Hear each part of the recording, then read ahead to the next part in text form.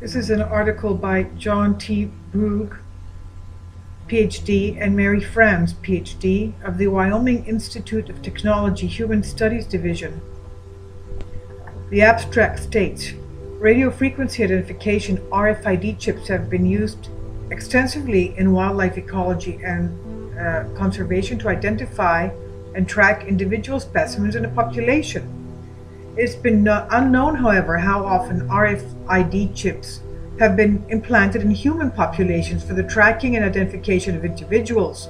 This study analyzes the prevalence of RFID chip in 3 geographically discrete populations and found that on average, that's populations in the USA, on average 1 in 3 individuals carried an RFID chip. Interestingly, there was a strong correlation with RFID chip presence and prevalent dental work. The populations, 3 discrete human populations defined by geographic location, were assessed for the presence of RFID chips. Populations Midwest containing 958 individuals from Illinois, Iowa, Wisconsin. Population Northeast contains 987 from Maine, Rhode Island, and New Jersey. Population Southwest contains 1,010 individuals from Arizona and Nevada. The volunteers were recruited using standard methods and compensated in a manner consistent with industry standards. All test subjects were treated in compliance with the institutional codes of ethics and standards. So they took a random sample of individuals, of volunteered individuals who didn't even know they had RFID chips implanted in them. And throughout the whole of the United States, basically it's about the same. Average 33% of the population was found to have been implanted without their knowledge of it.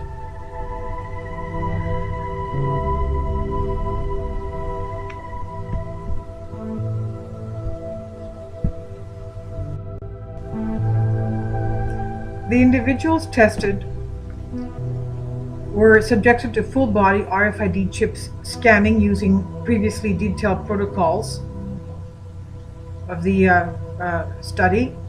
Test subjects were scanned either in the nude or in minimal undergarments to avoid interference. The results showed that in total, 997 RFID positive individuals were identified out of the 2,955 individuals screened. So this corresponds to roughly 1 in 3 individuals screened. There's some figures here if you'd like to, some diagrams if you'd like to see them.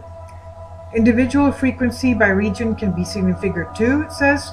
It's again, it's almost 1 in 3.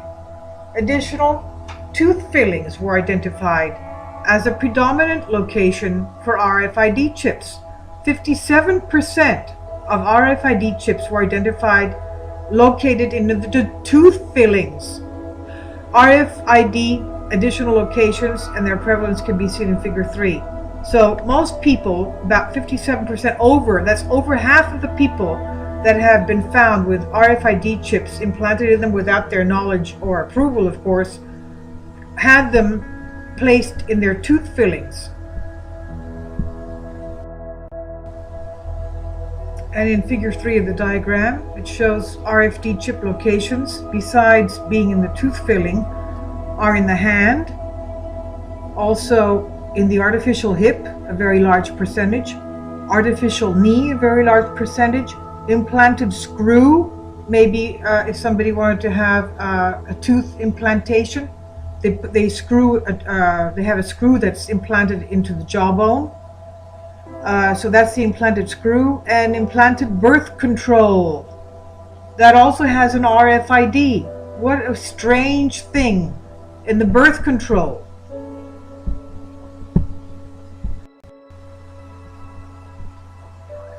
So the conclusion states, our work has shown that approximately 1 in 3 individuals in the United States is carrying an RFID microchip. Our sample size was sufficiently large. The number was 2,955 individuals tested and was spread throughout 3 distinct geographic regions of the United States. Thus, we are comfortable extrapolating our finding to the broader American population. So if the population of the United States is over 300 million, that means that over 100 million Americans are chipped already, and they don't even know it. And here they are claiming, "Oh, we're Christians. We're not going to accept the RFID chip." Well, we already have it. Most of us have had fillings. Intriguing, the most frequently identified location, the article goes on to say, for an RFID microchip was in tooth fillings. This is contrary to popular held belief that the RFID chips are inserted in the dorsal of the hand near the thumb, meaning the top of the palm, not the inside of the palm. It's the top. That's not the way they do it. They're hiding it. And doctors are part of their scheme. More investigation is required to understand the significance of this finding, it goes on to say. So here we are. We have the evidence that most people in the United States have been microchipped without their knowledge or authorization. Now, the next thing we have to do is ask ourselves, why was this done? Why did the physicians, surgeons, dentists, all of them who have taken a Hippocratic oath of Hippocrates, stating that they would always have the mind in mind and their intention, the health of their patient? Why would they do such a thing contrary to their oath, contrary to the laws of the land, and risk the health of their patients? Because these things, of course, can be poisonous. We already know that tooth fillings may be causing may be toxic to their patients and a health hazard. But, all right, we don't know why they did it.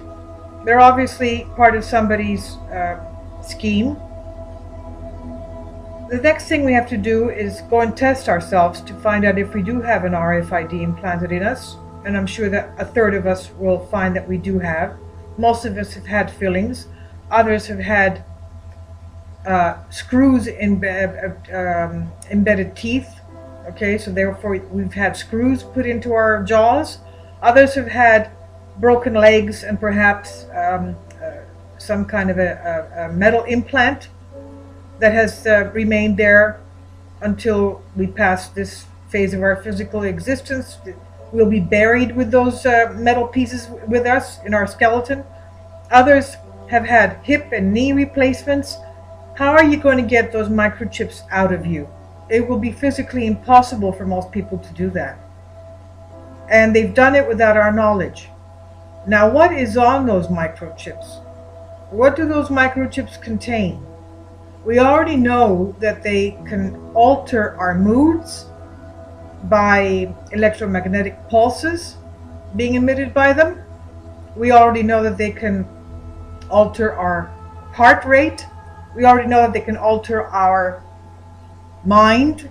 They are capable of mind control, besides the fact that people can trace us wherever we are on the face of the earth. And they can also excrete various types of hormones into our system. We've already seen that with the Bill Gates contraceptive microchip that he's going to be testing this year and putting on sale as of 2018. And then last but not least, people have to find out if they have them and go and sue their physicians. Go and sue them. Don't let them get away with this. So I'll leave a link below for you for this article.